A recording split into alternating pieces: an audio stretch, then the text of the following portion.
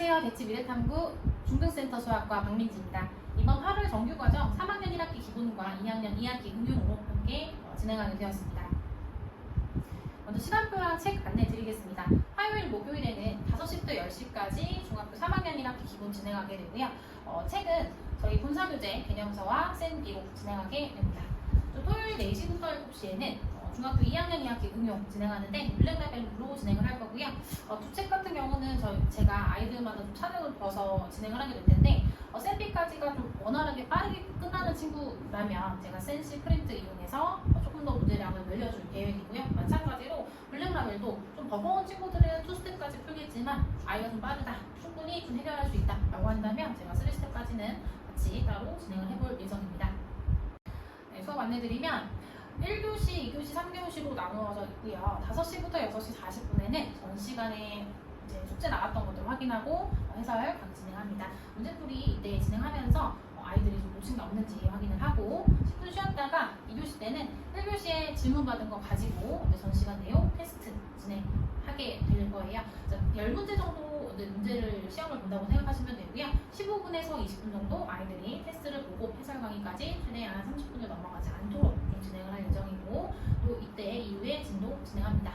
10분 쉬었다가 다시 이제 클리닉 진행하게 되는데 이때는 아이들마다 좀 성향이 다를 텐데 질문을 잘하는 친구면 문제가 없겠지만 좀 부끄러워서 질문을 충분히 못한 친구들이 있을 수 있거든요. 옆에 가서 질문 놓친 거 없는지 다시 한번 확인하고요.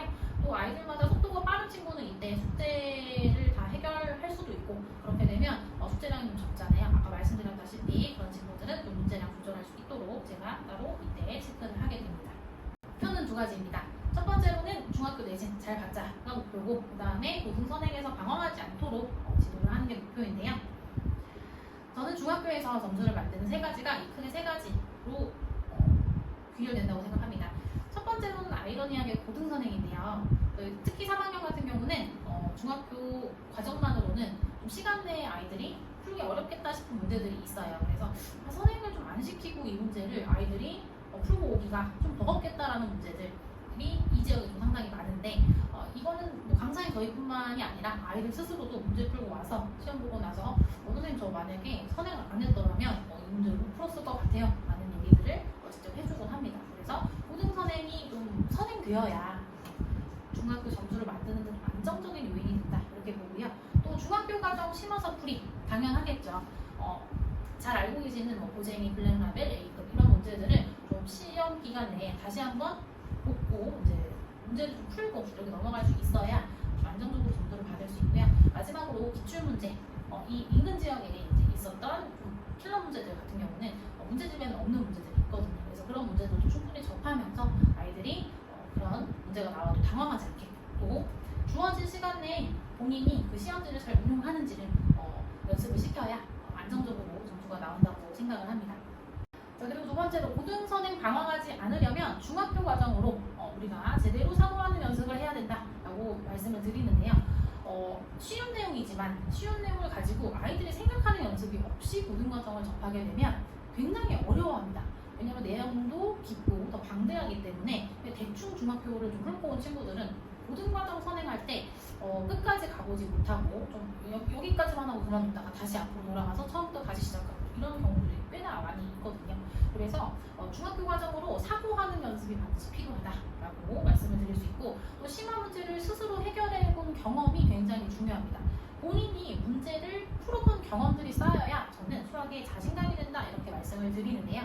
이 자신감이 없이는 사실 그 내신도 공부한 시간에 비해서 생각보다 안 나오는 경험들이 나오게 된다고 생각을 하거든요. 그래서 수학의 자신감을 꼭 갖춰놓은 상태에서 시험도 보고 고등과정 선행도 진행을 해야 된다. 저는 이렇게 생각을 합니다. 자, 저는 중학교 3학년 과정에서 우리가 어떤 부분들 아이들이 좀 헷갈려 하는지 그리고 또 어떤 부분이 고등과정이랑 연계가 되는지 이것들을 좀 먼저 설명드리고 싶은데 제곱근과 실수에서 아이들이 제일 헷갈려하는 포인트가 1단원입니다. 제곱근의 정의를 명확하게 머릿속에 넣어놓지 않으면요 조금만 그 표현을 달리하거나 아니면 헷갈리는 포인트를 살짝만 넣어놔도 굉장히 많이 틀리는 유형이 저 단원에서 나옵니다. 또 근어안의 문자가 음수일 때 이거 수학에 감이 좋은 친구들은 그렇게 문제 없이 넘어가지만 조금 이해에 기반이 없이 공부를 평소에 해왔다면 이 부분을 좀 많이 헷갈려 하더라고요. 그 다음에 이 단원은 나중에 대수에서 지수 단원에서 다시 등장하는 그런 부분이기 때문에 여기서 제곱근의 정의를 명확하게 하고 갈 수 있어야 된다 이렇게 말씀을 드리고, 자, 두 번째로 다항식의 곱셈과 인수분해. 이거는 공수원에서 무조건 다시 나오는 내용이죠. 특히나 여기서 외웠던 걸 토대로 여기서 좀 더 얹어서 내용이 진행되기 때문에 반드시 여기서는 탄탄하게 잘 잡고 넘어가야 됩니다. 완전제곱식, 그 다항식의 곱셈에서 완전제곱식이 나오잖아요. 여기서 전개할 때 이게 문자에서는 잘 적용이 되다가 수에만 적용하면 좀 헷갈려하는 친구들이 있고, 또 인수분해에서는 복잡한 식의 인수분해 중에 문자가 5개인 유형 있잖아요. 이 유형은 나중에 고등과정 가서 그대로 나오는 내용이거든요. 그래서 여기서 제대로 잡고 가줘야 나중에 공수원에서 헤매지 않는다 이렇게 말씀드릴 수 있겠습니다. 자, 마지막으로 2차 방정식, 2차 함수 그래프 이 단원인데요. 나중에 공수원 가면 얘네들의 관계를 묻는 단원이 등장하기 때문에 당연히 여기서 기본기 잡고 올라가야 되는 거고요. 특히나 기출에서 아이들 3학년 1학기 기말 보면요, 2차 함수 부분 여기서 활용 문제가 좀 어렵게 나옵니다. 그래서 많은 어려운 문제들이 여기에 좀 대부분 포진되어 있다 이렇게 보시면 되거든요.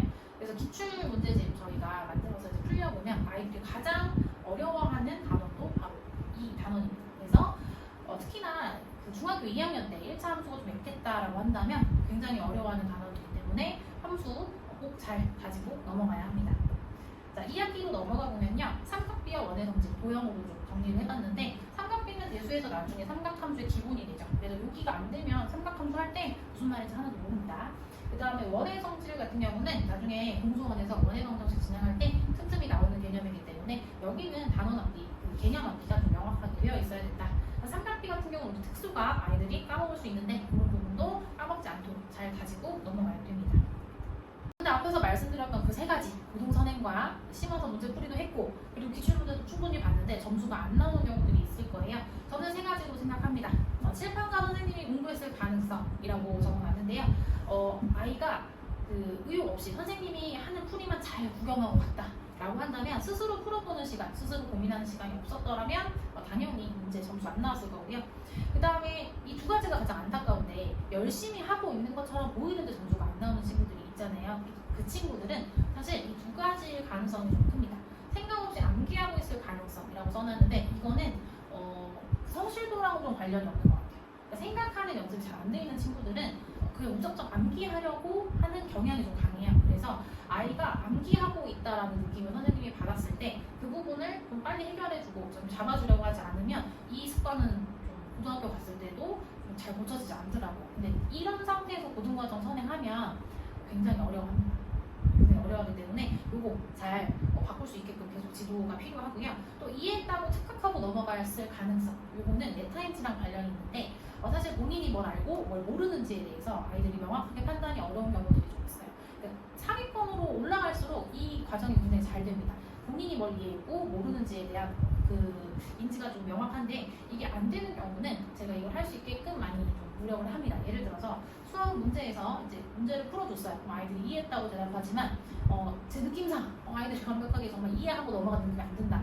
그러면 이거를 받아 적지 당연히 못하고요. 아이들이 다시 풀어보게. 그래서 칠판을 안 질 때니 다시 풀어봐라. 그리고 막히는 부분이 있으면 그때 칠판을 보든 선생님한테 다시 질문을 해라 라고 얘기를 합니다. 그러면 아이들이 많이 하는 얘기 중에 하나가 선생님이 설명할 때 분명히 이해가 갔는데 본인이 풀려고 하니까 뭘 해야 될지 모르겠다 라고 얘기하거든요.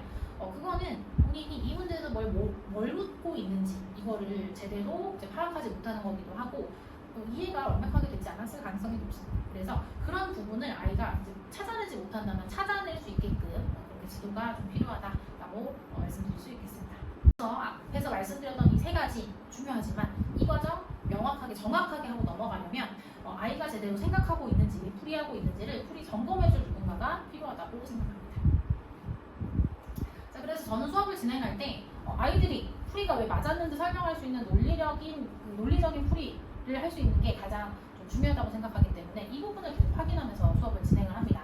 또 저는 데일리 테스트 항상 진행해서 아이들이 전날 배운 내용이 명확하게 이해가 되고 있는지 체화했는지 그런 것들을 파악하고요.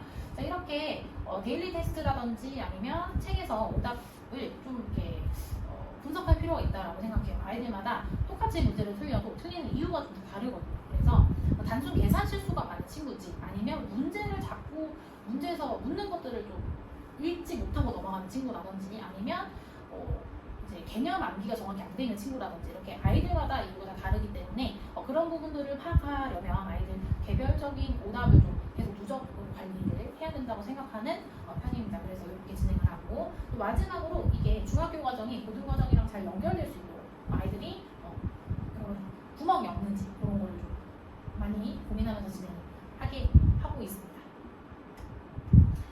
마지막으로 제 어필 한번 드리고 이제 영상 마무리하려고 하는데요. 수업은 판서 수업과 개별 수업이 융합된 수업이라고 자신있게 말씀드릴 수 있겠습니다. 먼저 어머님들께서 판서와 그 개별 수업의 각각의 장점들을 너무나 잘 알고 계실 텐데요. 먼저 판서 수업은 아이들이 그 친구들과의 관계가 미묘하게 다 경쟁이잖아요. 아무래도 그렇다 보니까 내가 5번을 풀고 있는데 저 친구가 15번을 풀고 있으면 아이들이 조금 더 경각심을 갖고 풀게 되기도 하고, 내가 이번 1일 테스트 70점 맞았는데 다른 친구들이 다 100점을 맞았다? 그럼 내가 공부를 조금 덜 하고 있구나 라고 인지할 수 있는 지표가 좀 생기잖아요. 그러면서 너무 뒤처지지 않으려고 노력하는 최소한의 장치가 된다고 좀 생각을 합니다. 두 번째로 가장 중요한 진도의 속도가 처지지 않죠.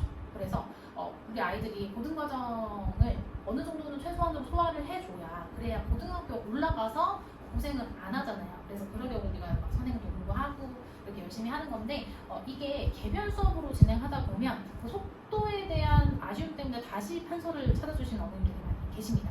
그래서 판서 수업의 장점은 너무나 명확하다고 생각하는데, 다만 어머님들께서 걱정하실 수 있는 부분은 우리 아이가 그냥 가서 책가방만 왔다 갔다 하는 거 아닌지, 아니면 질문이 있는데 제대로 하지 못하는지, 그런 걱정들을 좀 하시잖아요.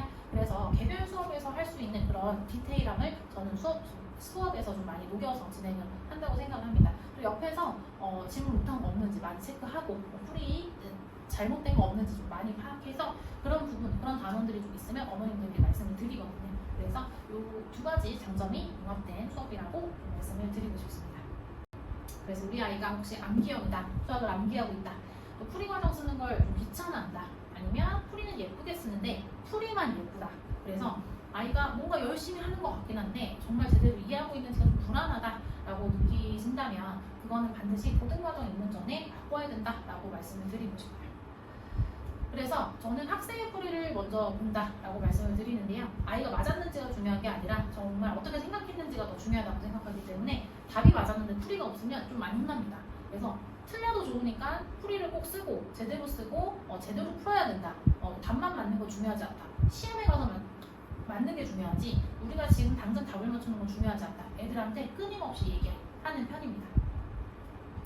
자, 왜는 끝까지 묻습니다. 이거 왜 이렇게 풀었니? 이거 어떻게 하면 이 답이 나오니? 라는 거를 계속 물어보다 보면 아이들이 제가 이제 질문하려는 뉘앙스만 해도 이거 이렇게 해서 이렇게 풀었습니다 라고 빠르게 설명해 주는 친구도 있고요.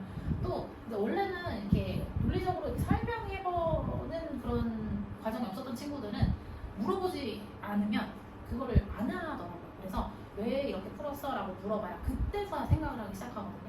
그래서 암기 위주가 아니라 논리적으로 설명하는 힘, 이거를 갖는 수업을 하고 싶기 때문에 제가 좀 자주 아이들한테 이거 왜 이렇게 풀었니? 라는 말을 많이 쓴다라고 말씀드리고 싶고, 또 학생마다 수업이 좀 달라지는데요. 앞서 설명드렸다시피 아이들마다 속도가 좀 다르잖아요. 그러면 아이들마다 소화할 수 있는 캐파에 맞춰서 조금 더 밀어 넣어줘야 된다고 생각을 합니다. 그래서 아이가 좀 느리면 아이가 할 수 있는 최소한의 분량으로 좀 수학의 자신감도 어느 정도는 자기가 계속해서 할당량을 채워가고 있을 때 느낄 수 있다고 생각을 하거든요. 조금 덜어내더라도 아이가 완벽하게 소화할 수 있는 분량을 체크를 하고, 또 반대로 좀 빠른 친구들은 더 할 수 있거든요. 더 할 수 있는 친구들은 제가 충분한 인정과 칭찬을 주면서 조금 더 공부를 시킵니다. 그래서 좀 잘하는 친구를 빠르게 다져서 좀 반을 올려보내는 과정도 저는 하고 있거든요. 그래서 아이들마다 이해도가 다른 만큼 이제 숙제나 문제 풀이의 양도 좀 조절을 하지만 또 질문과 피드백도 다르게 진행한다라는 점 말씀을 드리고 싶습니다.